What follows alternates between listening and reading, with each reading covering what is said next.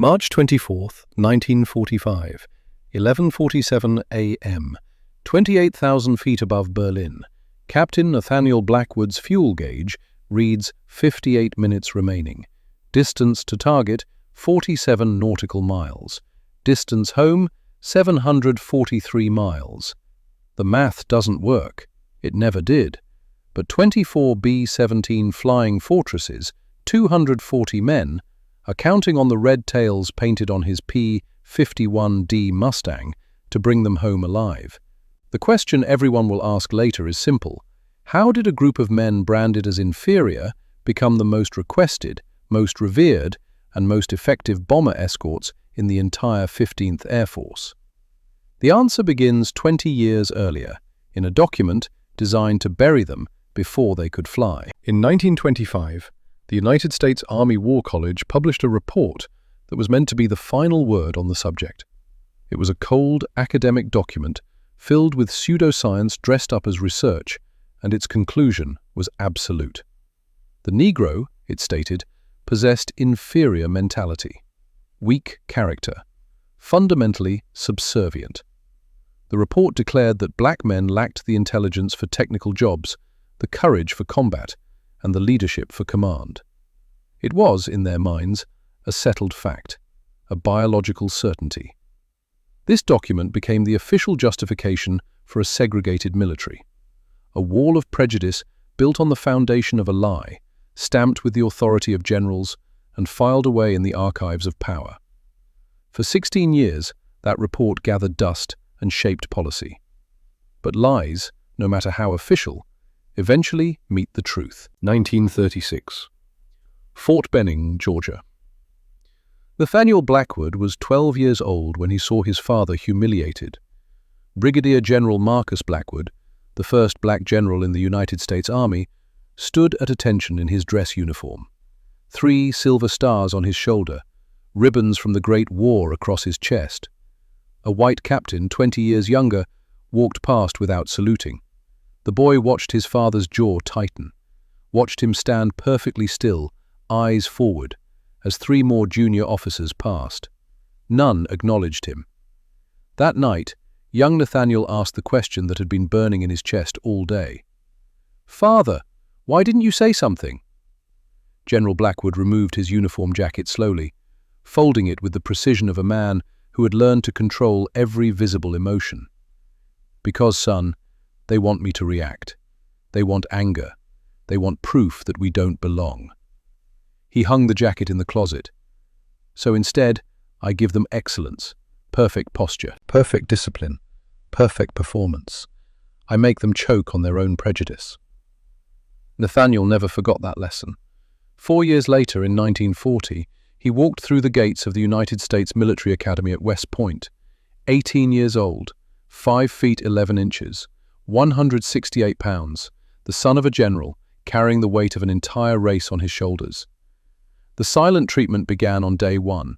It was not official policy, it was tradition, an unspoken rule passed down through generations of white cadets. Do not speak to the Negro cadet except when duty absolutely requires it. For 4 years, 1,460 days, Nathaniel Blackwood ate alone, studied alone, walked through the halls while conversations stopped at his approach and resumed after he passed. No one wished him good morning. No one asked him to study sessions. No one invited him to anything. When required to speak to him for military drills, they addressed him by rank and last name only, their voices flat and cold. "Cadet Blackwood, present your rifle for inspection." Nothing more. He endured. He excelled. He graduated 4th in his class of 421 cadets. At the ceremony, his father shook his hand. "You survived what they designed to break you. Now comes the harder part." What's that? Proving it wasn't luck. By late 1940, war was coming. Everyone knew it. The question wasn't if America would fight, but when. And civil rights leaders were hammering the Roosevelt administration with an undeniable hypocrisy.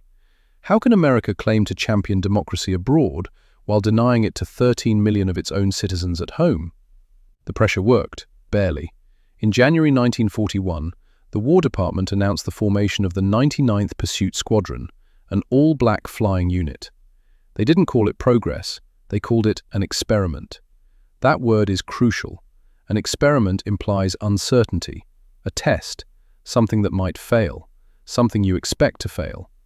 They sent the cadets to a segregated, hastily constructed airfield in Tuskegee, Alabama, a place chosen specifically because it was far from major cities, far from scrutiny, easy to shut down quietly when the inevitable failure came. The base commander was Colonel William Parsons, a white officer from Virginia, with a reputation for brutal discipline and impossibly high standards. The washout rate at other pilot training programs hovered around 40%. At Tuskegee, it hit 60%. While white cadets in other programs needed 200 hours of flight time to earn their wings, the men at Tuskegee were required to log 300. The physical training was harder, the academic standards higher, the tolerance for error non-existent. Every mistake was magnified, every success footnoted with qualifications, and the cadets knew exactly what was happening. They weren't just training to be pilots, they were training to be undeniable. Lieutenant Nathaniel Blackwood arrived at Tuskegee in March 1941, assigned as a flight instructor, despite having never flown combat. He was 21 years old. The first class of cadets looked at him with a mixture of hope and suspicion. Some saw the son of a general. Others saw someone who had survived West Point's silent gauntlet. A few just saw another officer who might wash them out. Blackwood's first speech to them was short. "Gentlemen, you are not here to become good pilots. Good will not be sufficient. You are here to become perfect. Because the moment any one of you fails, they will use it as proof that all of us should fail. This is not fair. This is not just. But this is the reality we face." He paused, looking at each face. "So we will be better than fair. We will be flawless." In that first class were 4 men who would define the next 4 years of Blackwood's life. Ezekiel Rutledge, 23 years old, from Detroit. Everyone called him Zeke, quick temper, quicker reflexes. He had tried to enlist 3 times before Tuskegee opened, rejected each time. Now he flew like a man with something to prove and a chip on his shoulder the size of Michigan. Thaddeus Brennan, 24, Philadelphia, former high school mathematics teacher, quiet, analytical. While other cadets relied on instinct, Brennan calculated angles, speeds, fuel consumption, turn radiuses. He flew like an equation, precise and unforgiving. Roscoe Whitfield, 22, the youngest, from Birmingham, Alabama. He smiled more than anyone else at Tuskegee, which seemed impossible given the circumstances. But Roscoe had decided early that bitterness was a weight he refused to carry. He flew with joy, and somehow that made him better. Elijah Donovan, 26, the oldest, from a wealthy black family in Detroit. His father owned 3 businesses. His mother was a college graduate. Elijah could have avoided all of this, could have stayed home, managed the family enterprises, lived comfortably. Instead, he volunteered. When asked why, he said, "Because if I don't, my son will have to." These 4, plus Blackwood, would fly together for the next 4 years. But first, they had to survive Tuskegee. Week 1. Zeke Rutledge failed his first 3 aircraft control evaluations. His hands were too aggressive on the stick, overcorrecting, fighting the plane instead of flying it. After the 3rd failure, he slammed his flight log on the table. "This is impossible. They built this to wash us out." Blackwood didn't look up from the paperwork. "You're right. They did. So stop giving them what they want."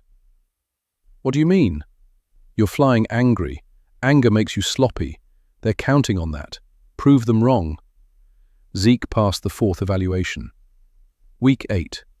During a training flight, Roscoe Whitfield's Stearman biplane hit turbulence at 3,000 feet. The impact threw him against the cockpit frame. Something in his left hand cracked, a small bone in his wrist. He didn't report it. Instead, he wrapped it himself, tight, using cloth torn from an undershirt. Flew his next 12 training sessions with a broken bone. Landed perfectly, every time, never flinching when he gripped the throttle. No one knew until 6 weeks later, when the flight surgeon noticed him favoring the hand during a routine exam. "Son, this healed wrong. You should have reported this immediately." "Couldn't, sir." Why not? Because if I did, I'd be grounded. And if I'm grounded, they'd say I'm not tough enough. And if one of us isn't tough enough, they'll say none of us are. The surgeon stared at him for a long moment. You understand you'll never regain full mobility in that hand? Yes, sir, but I can still fly. Week 15. Thaddeus Brennan developed what he called the buddy system. Every evening after flight training, he gathered the cadets in groups of 4. They would quiz each other on aircraft specifications, emergency procedures, navigation calculations. When someone struggled, Brennan wouldn't just give them the answer. He'd break it down, step by step, until they understood not just what to do, but why. Cadets who had been on the edge of washing out started passing. The collective knowledge of the group rose. One night, Colonel Parsons walked past the barracks and heard them inside, voices reciting fuel consumption rates and stall speeds. He listened for 5 minutes, then walked away without comment. The next morning, he increased the difficulty of the written exams by 15%. Week 20. Elijah Donovan wrote a letter home to his wife. My dearest Sarah, I don't know if I'm doing this for America or just to prove them wrong. Some days I think the answer is both. Some days I think the answer is neither. Yesterday, a white officer from another unit visited the base. He watched us fly for an hour, then told Colonel Parsons that this was a waste of fuel and government money, that we'd never see combat, that this whole thing would be quietly shut down by Christmas. I saw Parsons's face when he said it, and I realized something. Parsons is pushing us this hard because he knows what we're up against. He knows that good won't be good enough, that excellence might barely be sufficient. I'm not sure if that makes him an ally or just someone who understands the game. But Sarah, I'm tired. We all are. Not physically, though God knows the training is brutal, but tired of carrying this weight.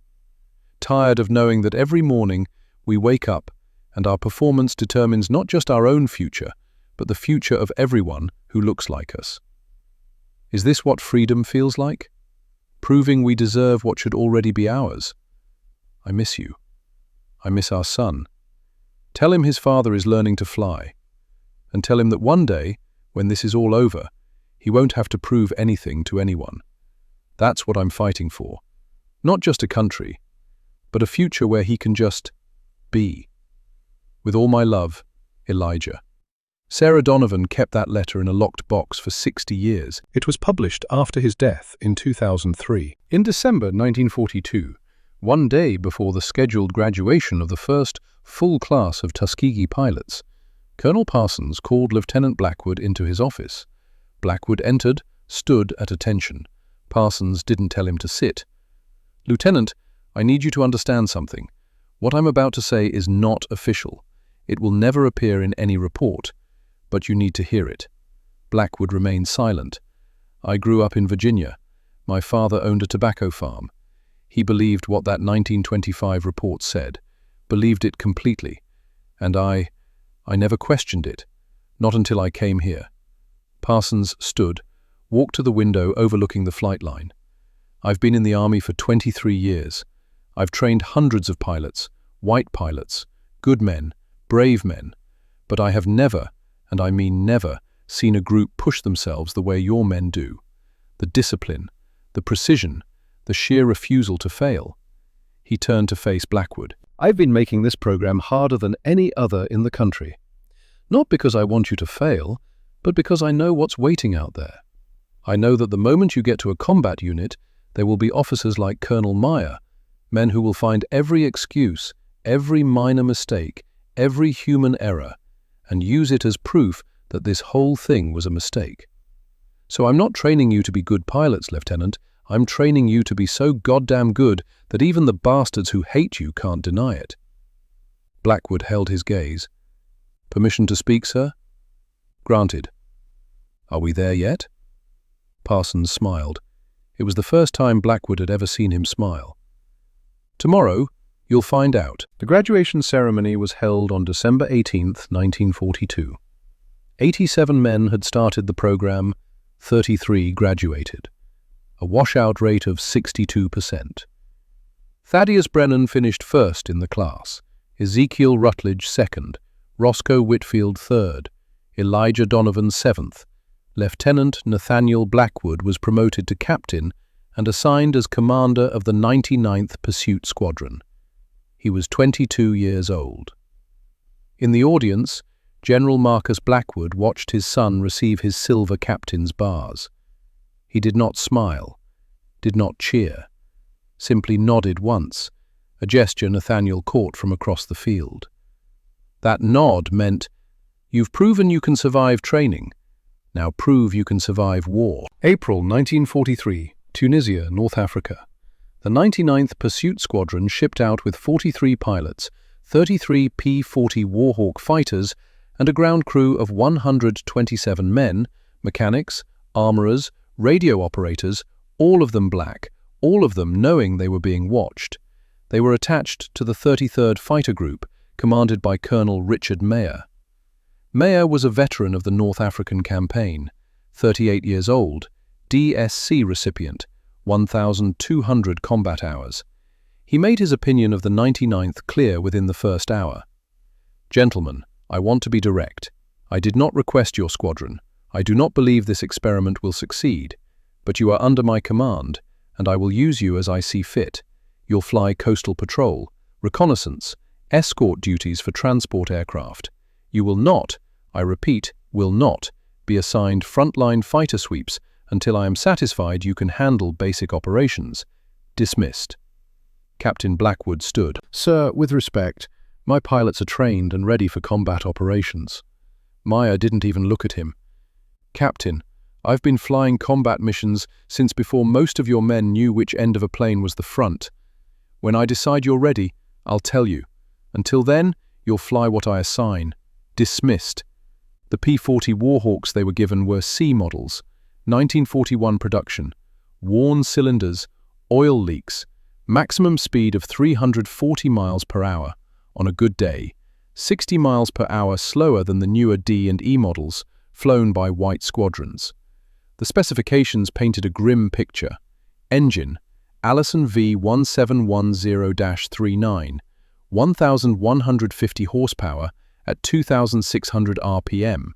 Armament, 6.50 caliber M2 Browning machine guns, 1,800 rounds total. Maximum speed, 362 miles per hour at 15,000 feet. Theoretical, these aircraft managed 340. Service ceiling, 29,000 feet. Range, 730 miles. Weight, 8,720 pounds loaded. The Allison V1710 engines had logged over 400 hours each. Recommended overhaul was at 300. Thaddeus Brennan inspected his assigned aircraft and ran the numbers.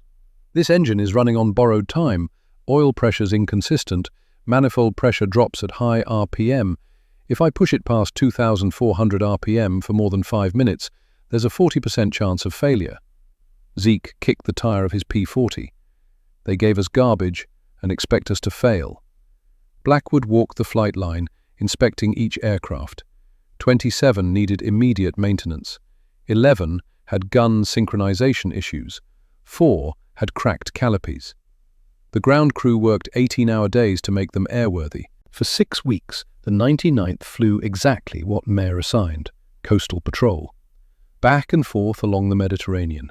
8-hour flights, no contact with enemy aircraft, milk runs. Every mission report, no enemy contact, no action. Mayer filed these reports up the chain of command with a cover note, 99th PS, performing adequately in limited roles, not recommended for combat operations at this time. Morale began to crack. Roscoe, always the optimist, stopped smiling as much. Elijah wrote home, "We came here to fight. Instead, we're flying in circles while white squadrons rack up kills 50 miles inland. They're setting us up to look useless." Zeke's temper, barely controlled during training, started surfacing again.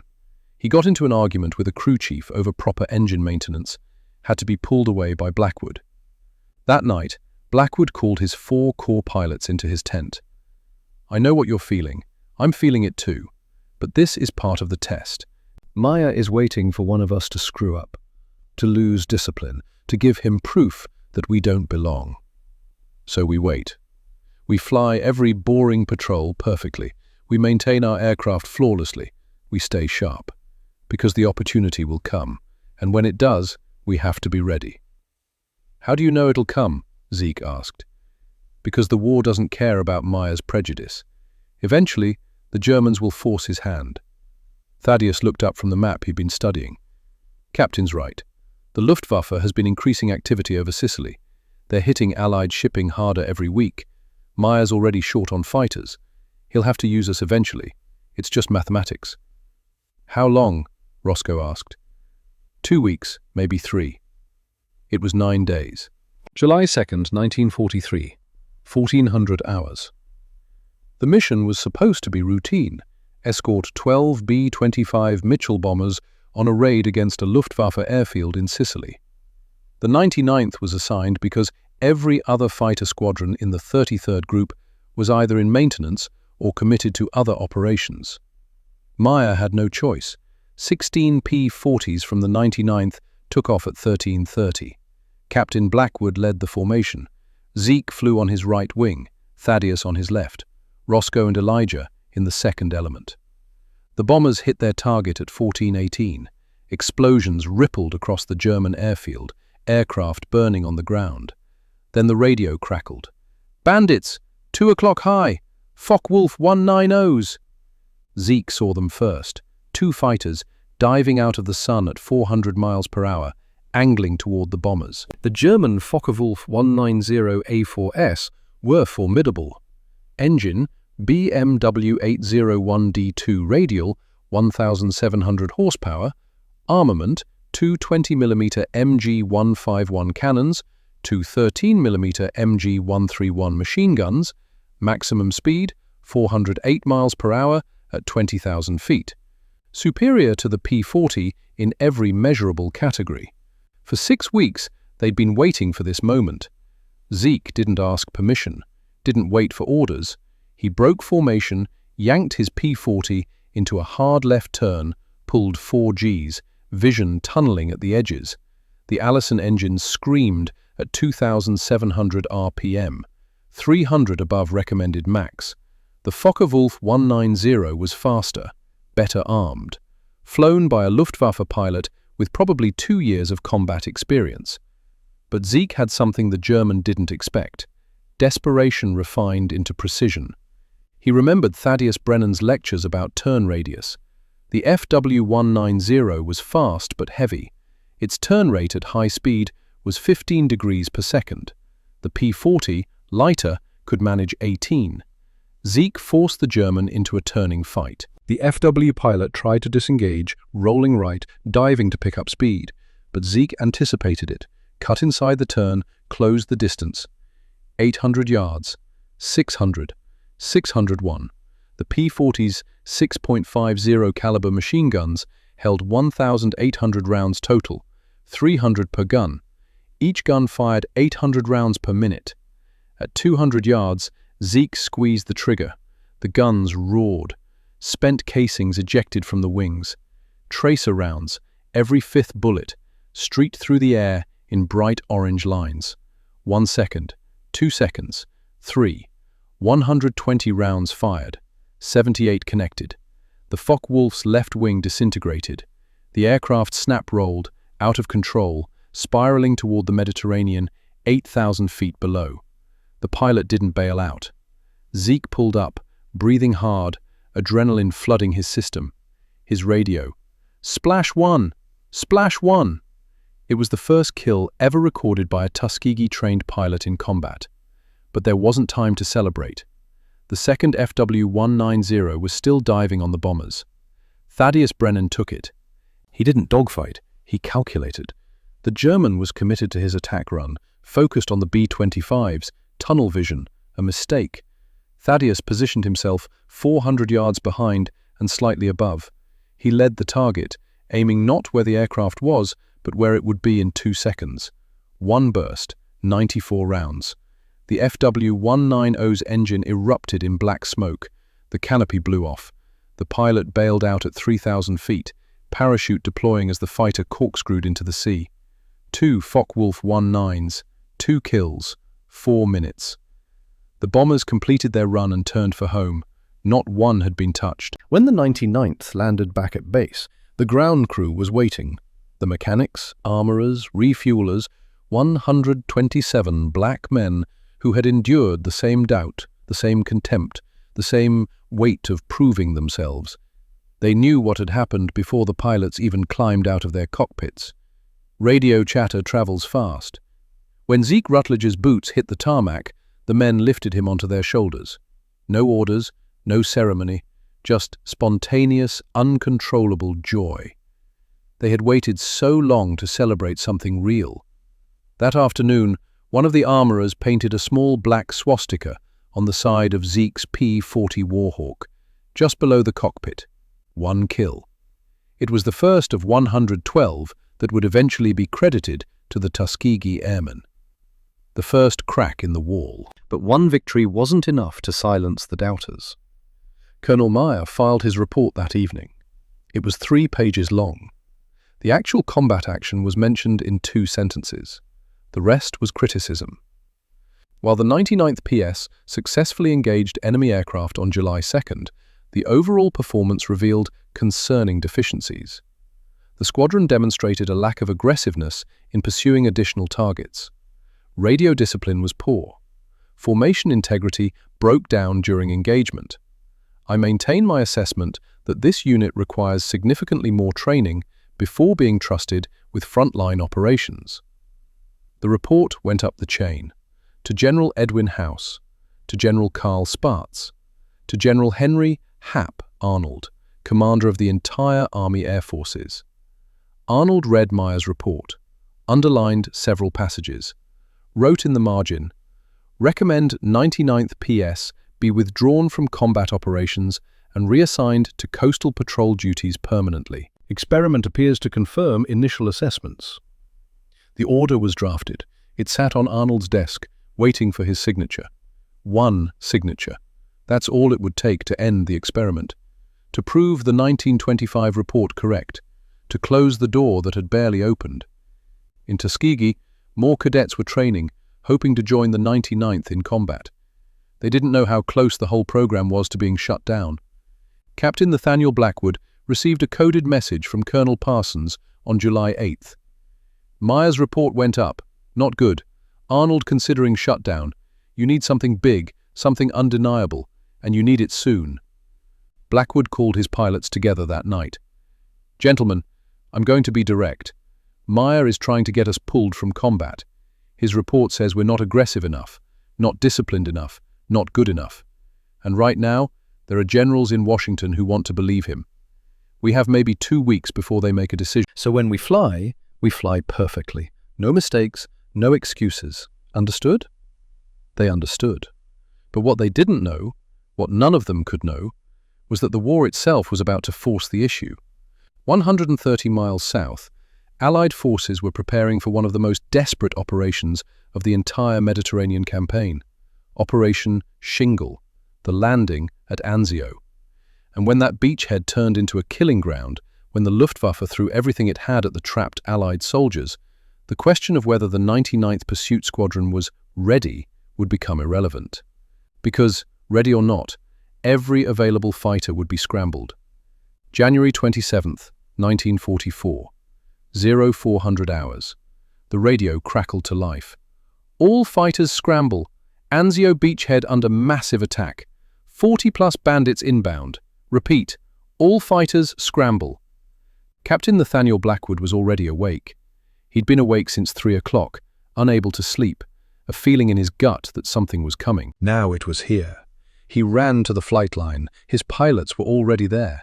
Zeke, Thaddeus, Roscoe, Elijah, 11 others. 15 P-40 Warhawks against 40 German fighters. The math was impossible, but impossible had never stopped them before. Blackwood climbed into his cockpit, started the engine.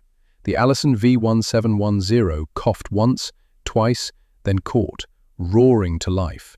He looked left, looked right. His men were ready. On the radio, 99th Pursuit, you are cleared for immediate takeoff. Godspeed. They lifted into the dark sky, climbing toward a battle that would either save the experiment or bury it forever. And as the coast of Italy appeared on the horizon, painted orange by the rising sun, Nathaniel Blackwood whispered something his father had told him years ago. Make them choke on their prejudice. Then he pushed the throttle forward and dove into the fight of his life. January 27th, 1944, 5:11 hours, 8,000 feet above Anzio. The fight had been raging for 24 minutes. Ezekiel Rutledge's ammo counter read 480 rounds remaining. He'd already burned through 1,320 rounds, 2 kills confirmed, 1 damaged. This was his 3rd and 4th victory since Sicily 6 months ago. His fuel gauge, 89 gallons, 37 minutes left at combat power. Below, the Anzio beachhead was chaos. 40,000 Allied soldiers packed into 6 miles of Italian coastline, surrounded on 3 sides. Artillery shells exploding, landing craft burning, tanks trying to push inland against withering German fire. And above it all, German aircraft. The Luftwaffe had thrown everything at this beachhead. Focke-Wulf 190Es, Messerschmitt Bf 109Es, Junkers Ju-87, Stukas dive-bombing the vulnerable troops below. The 99th had arrived to find 35 enemy aircraft swarming the beach like hornets. 15 P-40S against 35. For the first 20 minutes, it had been pure survival. Now, the tide was turning. Zeke saw a Bf-109 lining up on Captain Blackwood's 6 o'clock. The German pilot was good, staying just outside Blackwood's field of vision, patient, waiting for the perfect shot. Zeke didn't give him the chance. He rolled inverted, pulled hard, 6 Gs crushing him into his seat. The P-40 groaned, metal creaking, wings flexing. The 109 pilot saw him coming too late. Zeke fired from 250 yards, 2-second burst, 96 rounds. The Messerschmitt's tail section disintegrated. The aircraft entered a flat spin, unrecoverable. The pilot bailed at 6,000 feet. 3rd kill of the day. Mongoose leader, you're clear. Thanks, Zeke. Break right, 2 bandits on your 8. The dogfight continued. Vertical scissors, rolling scissors, high G turns that grayed vision and made blood vessels burst in eyes. Thaddeus Brennan fought like a mathematician. Every move calculated. No wasted energy. No unnecessary risks. He found 2 FW-190s working together, trying to trap Roscoe Whitfield in a pincer. Classic German tactic, 1 baits, 1 kills. Thaddeus disrupted it. He positioned himself above and behind the trailing 190, the one waiting to spring the trap. When that pilot committed to his attack, Thaddeus dove. 400 yards, 300, 200, single burst, 87 rounds. The Focke-Wulf's engine exploded. Glycol coolant sprayed white mist. The aircraft nosed over, smoking, the pilot fighting controls that no longer responded. He bailed at 4,000 feet. The lead FW-190, seeing his wingman go down, abandoned the attack on Roscoe and dove away, disengaging. Thaddeus let him go. Their mission wasn't to chase kills, it was to protect the men on the beach. Roscoe Whitfield faced his own crisis. His P-40 had taken hits. He didn't know when, didn't know from what. But oil pressure was dropping, 65 pounds per square inch at takeoff, now reading 42, falling slowly but steadily. And he had 3 German fighters to deal with. He couldn't outrun them, couldn't outclimb them. His engine was dying. So he did the one thing the Germans didn't expect. He turned toward them. Head-on attack. Combined closure rate, 800 miles per hour. 4 seconds from impact. The lead German pilot flinched first, broke left, unwilling to play chicken with a madman. The other 2 followed. As they passed, Roscoe snap-rolled, pulled vertical, and fired at the trailing aircraft. Deflection shot, nearly impossible. He led the target by a full 3 aircraft lengths. 1 second burst, 48 rounds, 7 connected. It was enough. A single .50 caliber round punched through the 109's canopy and hit something critical. Hydraulics, control cables, the pilot himself. The aircraft rolled inverted and dove straight into the sea. Roscoe's oil pressure, 28 pounds per square inch. He keyed his radio. Mongoose leader, Mongoose 8. Oil pressure critical. I need to head home. Copy 8. Good shooting. Get back safe. Roscoe turned south, nursing his dying engine, hoping he had enough oil left to make the coast. By 05:45 hours, the sky over Anzio was clear. The Luftwaffe had lost 12 aircraft in 41 minutes, 4 Ju-87 Stukas, 5 Fokker-Wulf 190s, 3 Messerschmitt Bf-109s. The 99th Pursuit Squadron had lost 0, not one pilot killed, not one aircraft destroyed. But the day wasn't over. Intelligence reports indicated the Germans were planning a second wave, bigger, more concentrated. At 9:30 hours, it came. 31 German aircraft, the largest single formation the 99th had faced. 16 P-40 scrambles to meet them. The Second Battle of Anzio lasted 33 minutes. When it ended, 8 more German aircraft had been destroyed. 2-day total for the 99th, 20 kills, 0 losses. The performance was so spectacular, so completely at odds with Meyer's report, that it couldn't be ignored. February 3rd, 1944, Washington, D.C. The War Department launched a statistical study comparing the 99th's combat record with other P-40 squadrons in the Mediterranean theater. The analysis was conducted by the Office of the Inspector General. 3 statisticians, 47 pages of data, missions flown. 99th flew 87 missions. Comparable white squadrons flew 89 average. Enemy aircraft encountered. 99th encountered 156 enemy aircraft. Comparable squadrons, 161 average. Confirmed kills. 99th had 32 kills. Comparable squadrons, 31 average. Aircraft lost in combat. 99th lost 4 aircraft. Comparable squadrons, 6 average. Pilots killed. 99th lost 2 pilots. Comparable squadrons, 4 average. Conclusion. When accounting for equipment age, mission types, and operational conditions, the 99th Pursuit Squadron demonstrates performance equal to or exceeding comparable units. Previous assessments suggesting inferior performance are not supported by empirical data. General Arnold read the report twice, picked up Meyer's shutdown order from his desk, tore it in half, wrote on his notepad, expand Tuskegee program, authorize formation of 332nd Fighter Group. The experiment had survived. February 10th, 1944, Ramitelli Airfield, Italy.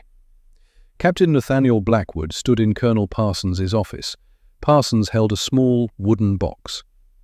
The War Department reviewed Meyer's report and the Anzio results. Their conclusion: Meyer was wrong. You were right. He opened the box. Inside, silver oak leaves, Major's rank insignia. Effective immediately, you're promoted to Major, and the 99th is being expanded. 3 more squadrons are graduating Tuskegee next month, the 100th, 301st, and 302nd.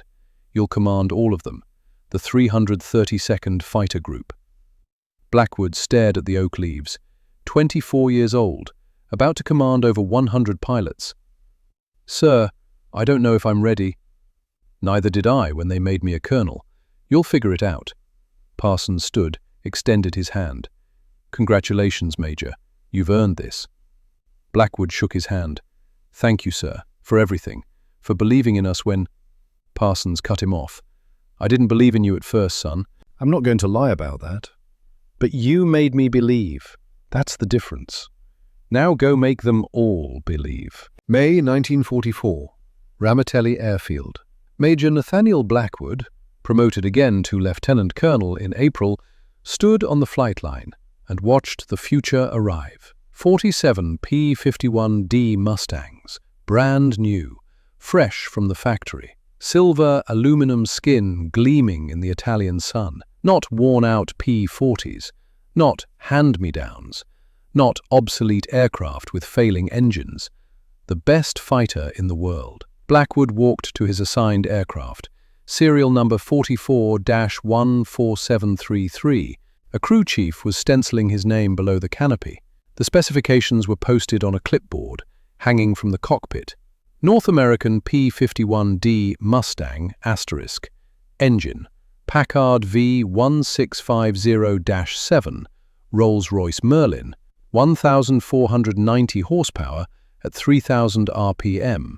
Maximum speed, 437 miles per hour at 25,000 feet. Combat range, 1,650 miles with external tanks. Service ceiling, 41,900 feet.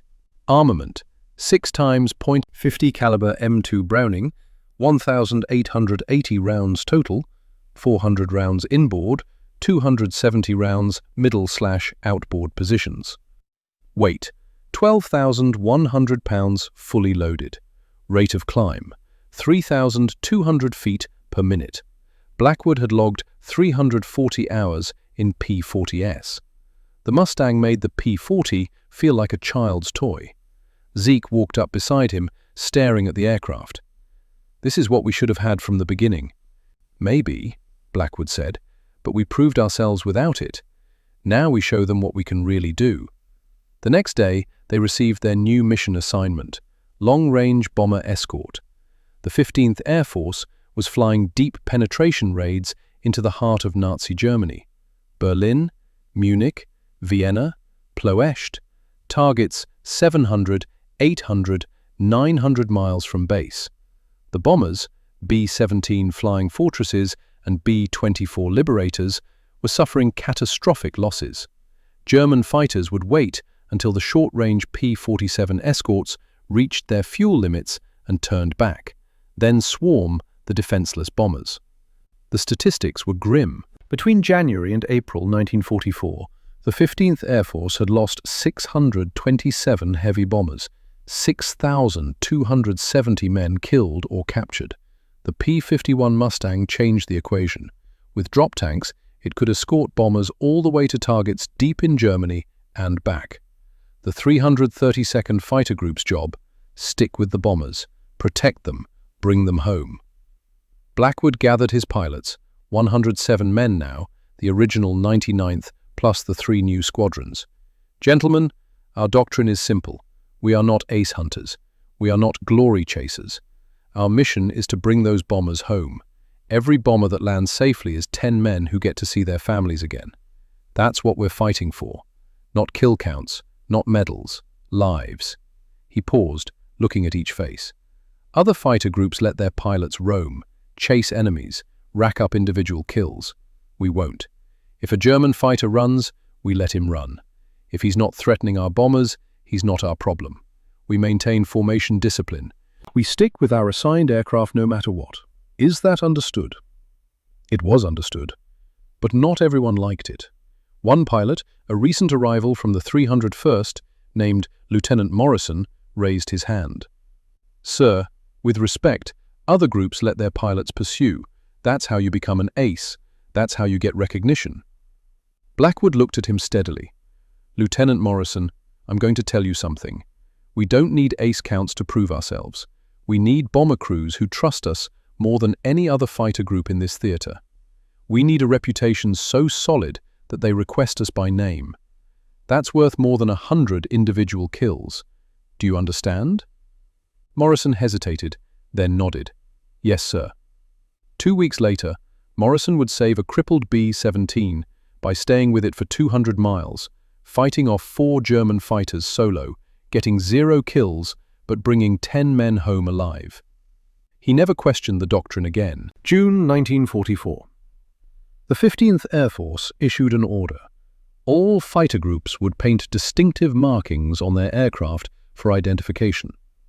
The 4th Fighter Group got yellow noses. The 52nd got red and white checkerboard tails. The 325th got yellow and black. The 332nd Fighter Group was assigned red. Blackwood gathered his crew chiefs. "The order says distinctive markings. I want the entire tail section painted red. Rudder, elevators, vertical stabilizer, everything. And the spinners too. I want our bombers to see us from 5 miles away and know exactly who we are." "The entire tail, sir? That's That's a lot of paint. Then get more paint. I want every aircraft done by the end of the week. The crew chiefs worked around the clock. By June 7th, 47 P-51 Mustangs sat on the flight line with tails painted brilliant crimson. In the morning sun, they looked like they'd been dipped in blood. The first mission with the red tails was June 9th, 1944. Target, Munich. 24 B-17s, 48 red-tailed Mustangs. At 14:22 hours over Austria, a B-17 named Lucky Lady took a direct flak hit. Number 3 engine exploded. The aircraft fell out of formation, losing altitude, airspeed dropping to 140 miles per hour. Standard procedure, the formation continued. You didn't slow down for a cripple. That endangered everyone. But Blackwood saw what was about to happen. Mongoose 3 and 4, maintain formation. Mongoose 7 and 8, you're with me. We're staying with Lucky Lady. Zeke's voice. Sir, that's against... I know what it's against. We're staying. 3 P-51s peeled off, formed up on the crippled bomber. Lucky Lady's pilot, a 22-year-old from Nebraska named Robert Fletcher, couldn't believe what he was seeing. Who are you guys? Blackwood. 332nd Fighter Group. We're your escort home. You're staying with us? All the way. Distance to friendly territory, 187 miles. Lucky Lady's speed, 140 miles per hour. Time, 1 hour, 20 minutes. At 14:45, Messerschmitt Bf-109s appeared. They'd been shadowing the main formation, waiting for exactly this scenario. The dogfight lasted 11 minutes. Zeke destroyed 2, Blackwood got 1. Roscoe damaged 1 badly enough that it disengaged. The 5th ran. Lucky Lady flew on, 3 red-tailed Mustangs weaving protective circles around it. At 16:02, they crossed into Allied airspace. At 16:35, Lucky Lady touched down at Ramitelli, all 10 crew members alive. When Fletcher climbed out, he walked straight to Blackwood, stuck out his hand. It was the first time in his life he'd ever offered to shake a black man's hand as an equal. Thank you. You didn't have to do that. Blackwood shook it. Yes, we did. Word spread like wildfire. Within 2 weeks, every bomber crew in the 15th Air Force knew about the Red Tails, the fighters that didn't abandon you, the escorts that stayed, no matter what. In briefing rooms across southern Italy, the question became routine. Who's our escort today? If the answer was the 332nd, relief washed through the room. If it was anyone else, men wrote letters home, just in case. The statistics started accumulating. June through September 1944, the 332nd flew 143 bomber escort missions. Other P-51 groups averaged losing 3.2 bombers per 100 missions to enemy fighters. The 332nd lost 1.7 bombers per 100 missions. By October, bomber groups were requesting the 332nd by name. Operations officers would trade favors, call in markers, anything to get the Red Tails assigned to their missions. The men who had been called an experiment were now the most requested fighter group in the entire theater. But their reputation came at a cost. They flew more missions than anyone else, longer missions, harder targets, Berlin, Vienna, Munich, Ploest, and every mission was watched, scrutinized, judged.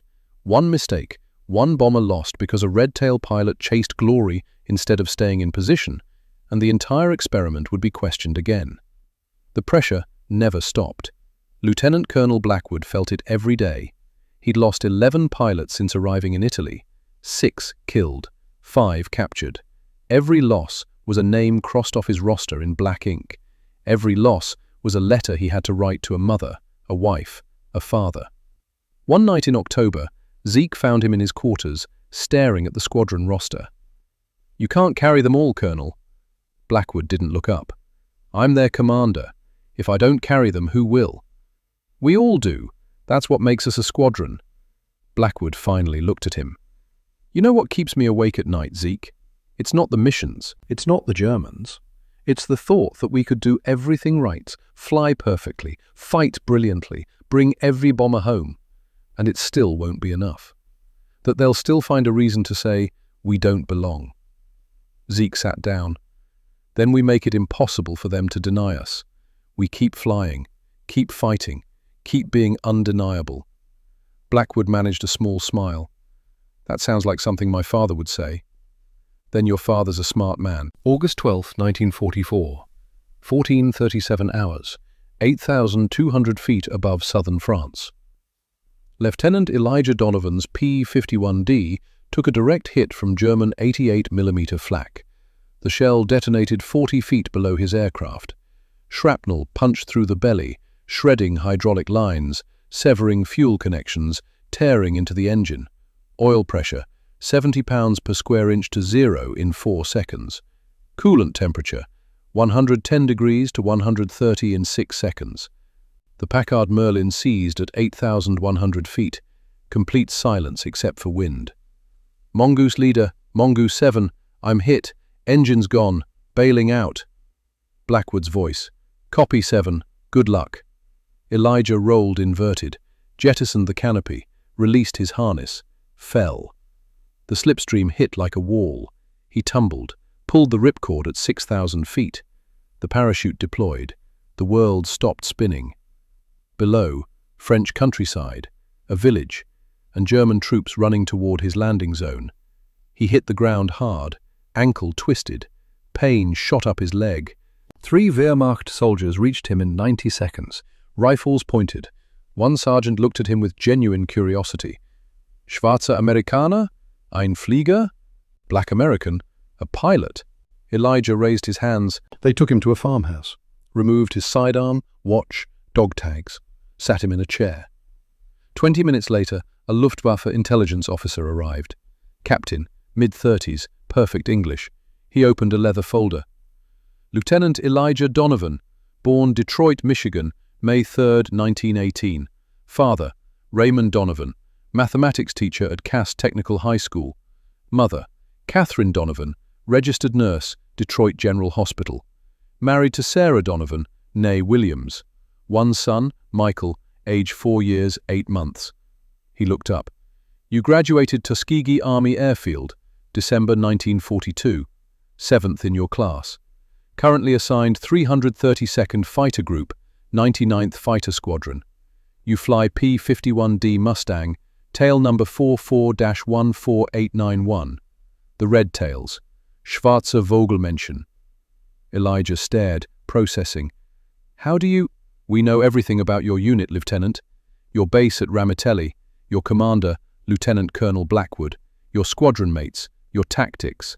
He tapped the folder. "We've been tracking you since Anzio. Your pilots are disciplined, effective, more dangerous than most American fighter groups we encounter." He closed the folder. "You've earned our respect, which is more, I suspect, than your own country gives you." The observation landed like a punch. Elijah said nothing. The officer shrugged. "You'll be transferred to Stalag Luft 3 tomorrow, a camp for captured airmen. The conditions are acceptable. You'll be with other Americans. Some may try to escape. None succeed, but it occupies the time."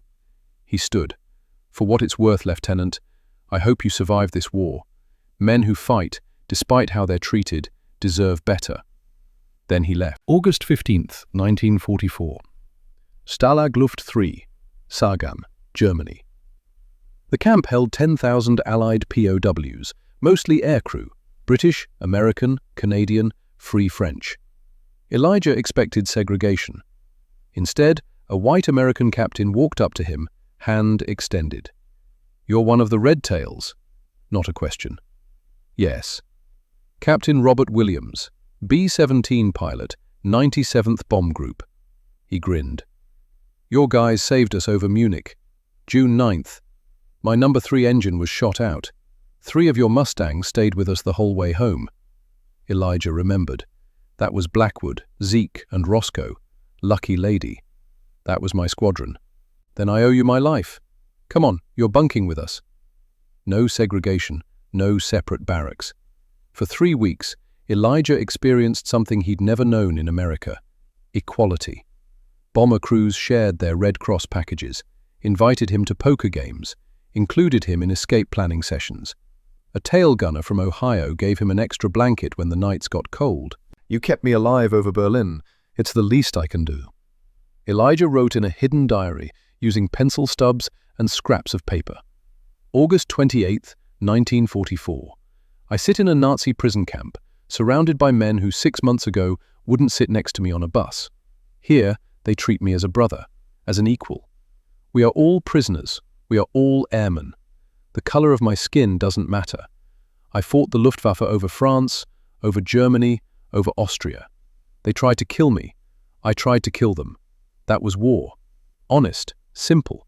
But this, being treated better by fellow Americans in a German POW camp than I would be in my own country, this is proof the prejudice isn't natural, isn't inevitable. It's a choice. If these men can choose equality here, in the worst circumstances, then there's no excuse for how things are back home. We're fighting 2 wars. I've won battles in one. But the other war, against ignorance and hatred, that war continues. And I don't know if we're winning. That diary was found after his death in 2003, donated to the Smithsonian in 2005. While Elijah sat in Stalag Luft 3, the 332nd continued to fly. September 1944, 38 missions, 212 bomber escorts, 6 enemy fighters destroyed, 0 bombers lost. October 1944, 41 missions, oil refineries at Ploiești, ball-bearing plants at Schweinfurt, marshalling yards at Vienna. The tally grew: 67 enemy aircraft destroyed, 94, 108, and the statistic that mattered most, over 200 bomber escort missions flown. Total bombers lost to enemy fighters under 332nd protection, 25. Average for comparable missions by other groups, 43. A 42% reduction in losses. The Red Tail Angels weren't just good, they were saving lives on a scale that couldn't be denied. March 1945. The war was entering its final phase. Germany collapsing, the Red Army pushing from the east, Western allies from the west and south. But Germany had one last weapon, the Messerschmitt Me-262, the world's first operational jet fighter.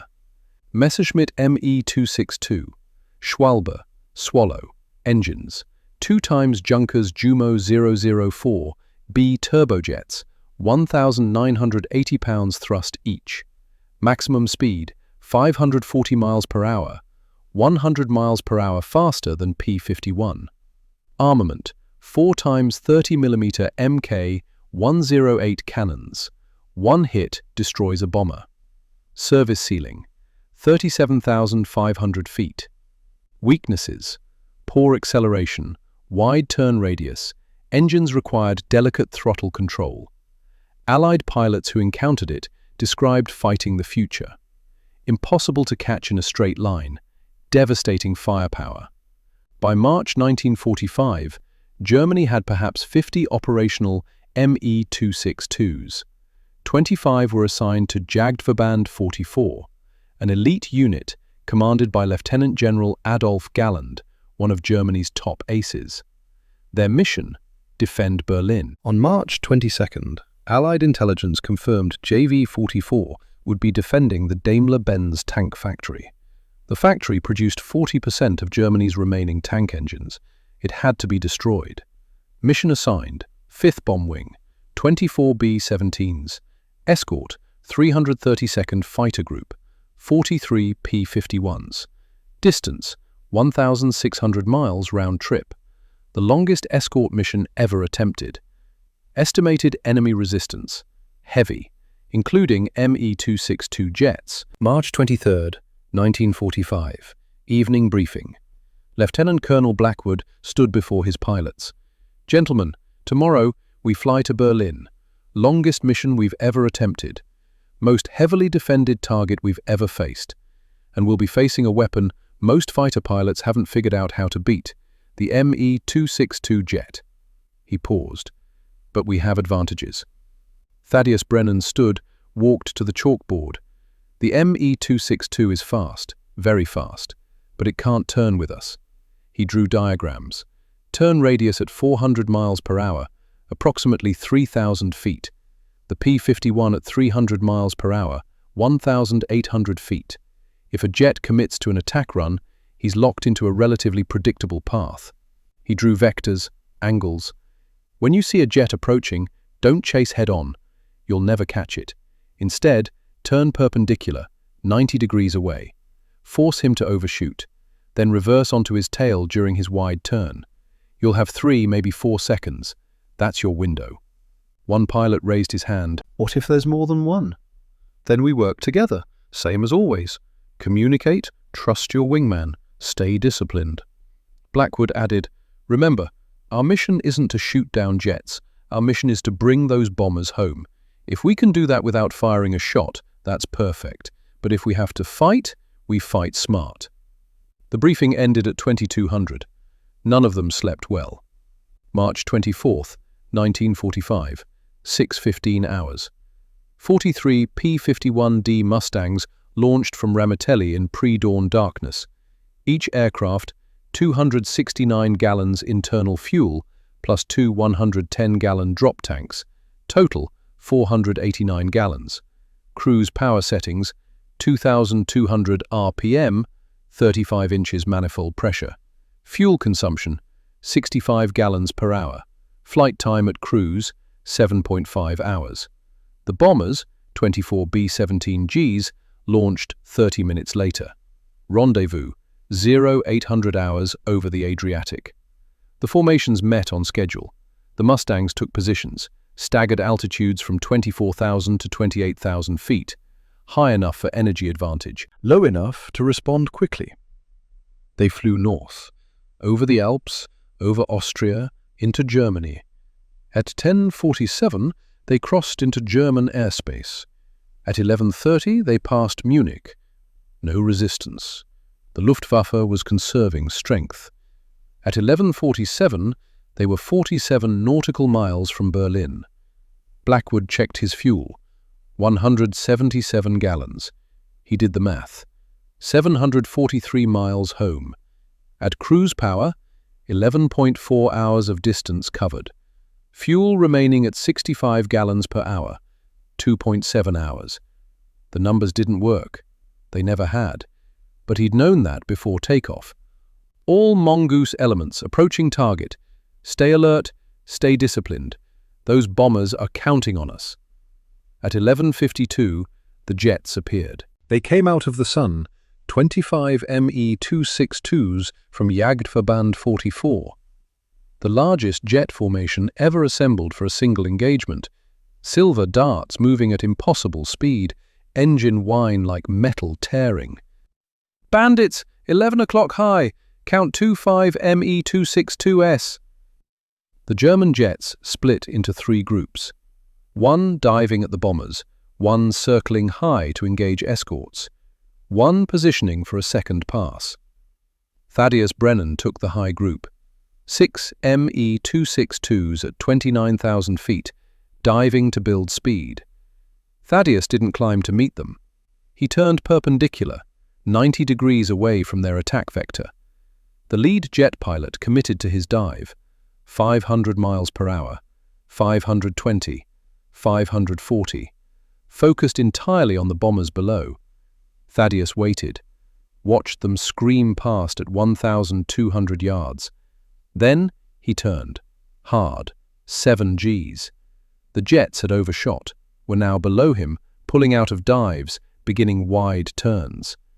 Thaddeus picked the leader, rolled inverted, pulled. The P-51 dove at 15 degrees, 380 miles per hour, 410, 430. The Me-262 was turning right, trying to regain altitude. Turn radius, 3,000 feet. Speed, 320 miles per hour, slow for a jet. Thaddeus cut inside the turn, 800 yards, 600, 400. The German pilot saw him, tried to accelerate. The Jumo engines spooled slowly, fatal weakness. Thaddeus fired. 3 bursts, 2 seconds each, 87 rounds, 94 rounds, 103 rounds. Total, 284 rounds of .50 caliber API, armor-piercing incendiary. The rounds walked up the Me-262's fuselage, shattered canopy, punctured left engine, fuel ignited, fireball at 22,000 feet. The pilot bailed. First Me-262 kill of the day. Ezekiel Rutledge faced a different problem. One Me-262 making a direct run on the lead B-17, head-on. Closure rate 900 miles per hour combined. The jet would have 2 seconds to fire before pulling up. But 2 seconds with 30mm cannons was enough to shred a bomber. Zeke couldn't intercept, too fast. Couldn't outturn it, it wasn't turning. So he calculated, predicted the jet's flight path, positioned his P-51 directly in the line of fire, between the jet and the bomber. The German pilot saw him, hesitated a fraction of a second. That fraction was enough. The jet pulled up early, trying to avoid collision, lost his firing solution.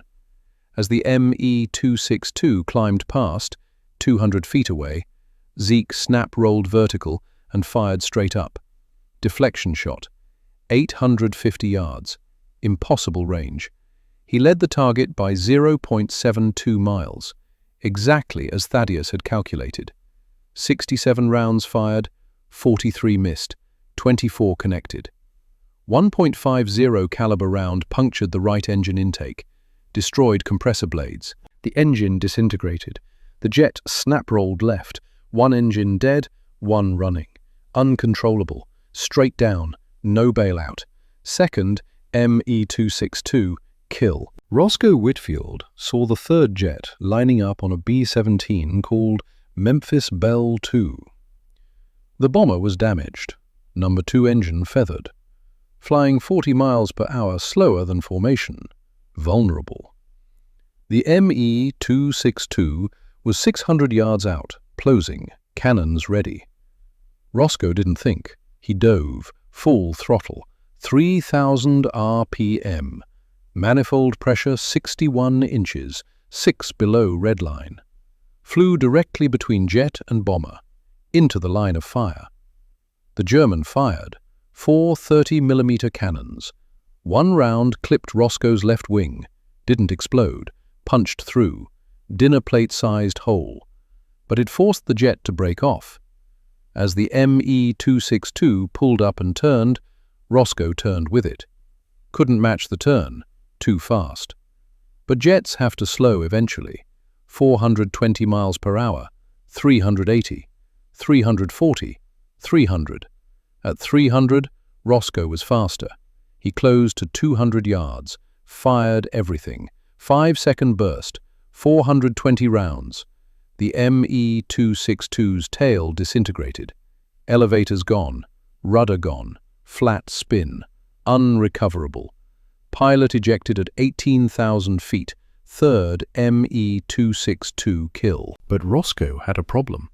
Debris from the jet, metal fragments, had been sucked into his air intake. Oil pressure 55 psi, 30, 8, 0. Engine temperature 110, 130, 150. The Packard Merlin seized at 16,000 feet. Propeller stopped. Mongoose leader, Mongoose 8. Engine's dead. I'm gliding. Blackwood. Can you make friendly lines? Roscoe checked his altitude. 15,800 feet. P-51 glide ratio, 15:1. 15,800 feet equals 3 miles altitude. Glide distance, 45 miles. Allied lines, 68 miles south. Negative. I'm 23 miles short. Bail out, Roscoe. Negative, sir. I still have controls. I can dead stick it. Zeke's voice. I'm staying with him. Zeke, return to the bombers. That's an order. Sir, respectfully, nobody gets left behind. You taught us that. Blackwood wanted to argue. Couldn't. Fine. Get him down safe. Then get home. 15 hours. The bombers dropped ordnance on Daimler-Benz. Direct hits, secondary explosions, Target destroyed. The remaining Me-262s, 22 of 25, disengaged. 3 kills in 23 minutes. The bombers turned south. Blackwood checked his fuel, 28 gallons. Distance to Ramitelli, 743 miles. At cruise power, 28 gallons equals 25 minutes. 25 minutes equals 110 miles. Deficit, 633 miles. Impossible. Every pilot did the same math, same conclusion. All mongoose elements reduced to 1,800 RPM, lean mixture maximum economy. At 1,800 RPM, fuel consumption 42 gallons per hour. Speed 185 miles per hour. 743 miles at 185 miles per hour. 4.02 hours needed. 28 gallons at 42 gallons per hour. 0.67 hours available. Still impossible. Then Thaddeus noticed something. "Mongoose leader, check your ground speed." Blackwood looked. Airspeed, 185 miles per hour. Ground speed, 231 miles per hour. Tailwind, 46 miles per hour. Weather had shifted. High pressure over Europe, winds from the north, pushing them home. Thaddeus calculated 743 miles at 231 ground speed, 3.22 hours. Fuel, 0.67 hours. We're still short 2.55 hours. Silence. Then a B-17 pilot spoke up. "We can slow down. Less drag for you to fight." The bombers reduced to 160 miles per hour. The Mustangs tucked tight, flying formation, minimizing drag. Every mile mattered. At 14:47, the first P-51 ran dry. Engine quit. Pilot glided to a captured German airfield in Austria. At 15:15, 2 more. Emergency landings, friendly territory. At 15:58, they crossed into Italy. At 16:47, with fuel gauges reading 0, 42 P-51 Mustangs landed at Ramitelli. Engines coughing, tanks dry, some on fumes for 20 minutes. But they made it, and behind them, 24 B-17s, every single one. Perfect. Roscoe dead-sticked into a field 30 miles inside Allied lines. Wheels up, belly landing, slid 400 yards through mud, climbed out without a scratch. Zeke refueled at a forward strip, returned 3 hours later. Final mission statistics. Distance, 1,600 miles. Enemy aircraft, 25 Me-262S, 14 piston fighters. Enemy destroyed, 3 Me-262S, 4 FW-190S, 2 Bf-109S*. Friendly bombers lost, 0 asterisk. Friendly fighters lost, 0. Impossible, but done. April 1945. The 332nd received the Distinguished Unit Citation. The citation. The 332nd Fighter Group displayed outstanding courage, aggressiveness, and combat technique in aerial combat as to reflect the highest credit upon themselves and the armed forces of the United States. No mention of race, no asterisks, just recognition of excellence. May 8, 1945. Germany surrendered. Final statistics: 332nd Fighter Group, 15,533 combat sorties, 1,578 combat missions, 112 enemy aircraft destroyed, air, 150 destroyed, ground, 1 destroyer sunk, machine gun fire, 96 distinguished flying crosses, 14 bronze stars, 744 air medals, and most important, 27 bombers lost out of 1,578 missions.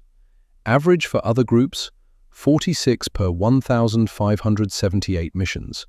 The Red Tails had saved approximately 1,900 American lives. May 15, 1945. Elijah Donovan was liberated from Stalag Luft III by Soviet forces. He weighed 142 pounds, had lost 43 pounds in 9 months. The Soviets transported him to American lines, from there to a processing center in France, then onto a troop ship to New York. The ship carried 3,000 servicemen. On day 2, Elijah was directed below decks, segregated quarters, white soldiers, upper decks, better conditions, black soldiers, lower decks, cramped, hot. Elijah stood at the line, uniform on, medals visible, Distinguished Flying Cross, Air Medal with oak leaf clusters, Purple Heart. A white lieutenant stopped him. "You can't be up here." "I'm a commissioned officer, same rank as you."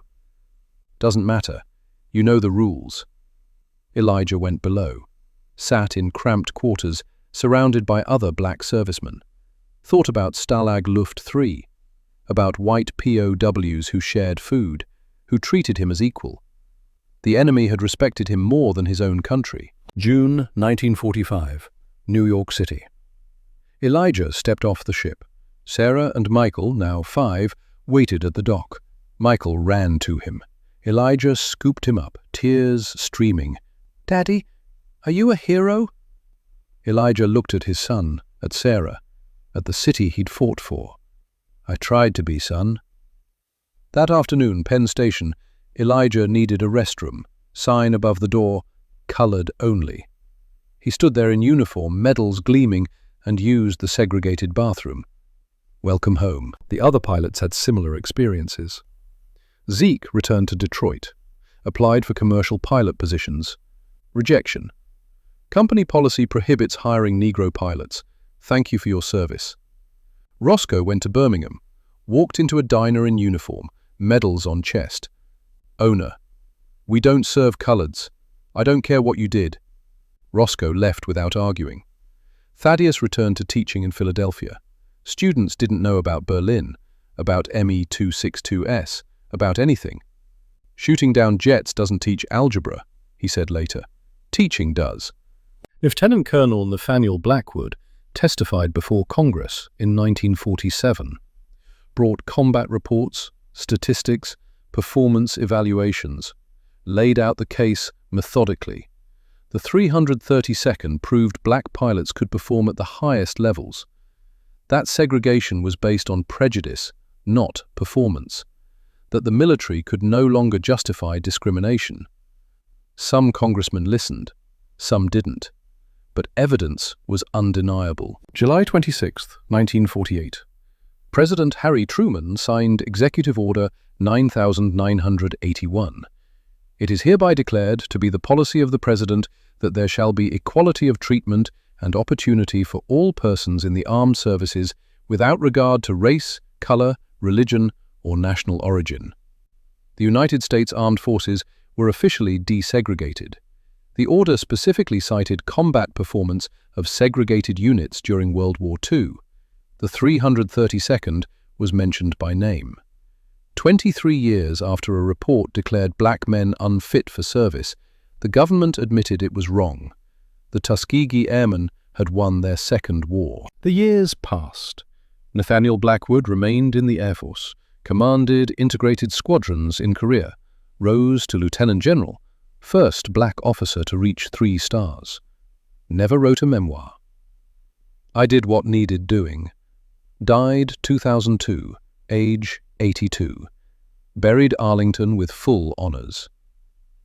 Ezekiel Rutledge became a commercial pilot in 1956 after airlines integrated. Flew for Delta 25 years. 2007, Congressional Gold Medal Ceremony. Age 87. Tears streaming when his name was called.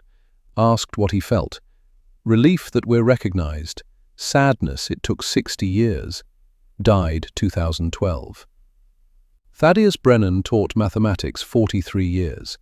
Students didn't learn about his war record until local news ran a story in 1998. Why didn't you tell us? My job was teaching, not talking about myself. Died 2016, age 97.